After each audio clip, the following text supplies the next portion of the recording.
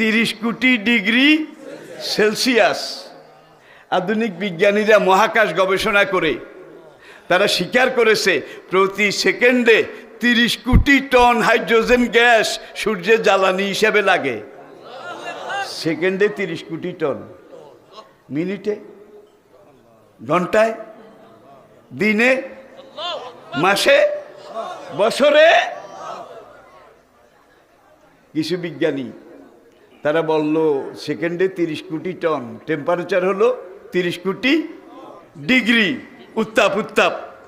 2200 ডিগ্রিতে লোহা গলে, পাকা লোহা, ইস্পাত লোহা 2200 ডিগ্রি তাপ টেম্পার দিলে এটা গলে পানি হয়ে যায়।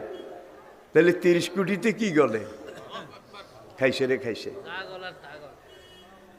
একদল বিজ্ঞানী বলল তোমরা দেখো একটু খবর লইতে পারো কিনা, সেকেন্ডে 30 কোটি টন, সেকেন্ডে 30 কোটি টন। কোন দিন জানি এই গ্যাস শেষ হয়ে যায়, ফুরিয়ে যায়। গ্যাস শেষ হয়ে গেলে তো সূর্য নিভে যাবে, কি গ্যাসে তো জ্বলে। যদি এইভাবে সূর্যটা নিভে যায়, এজা বারেকাল বাসারো অখাসাফাল কামারো অজবে আশামসু আল কামারো ওয়াকুলুল ইনসানু ইয়াউমাইজিন আইনাল মাফারো। আল্লাহু আকবার, কি সাংঘাতিক কথা রে বাবা। বৈজ্ঞানিকরা সূর্যের ডাইনে বামে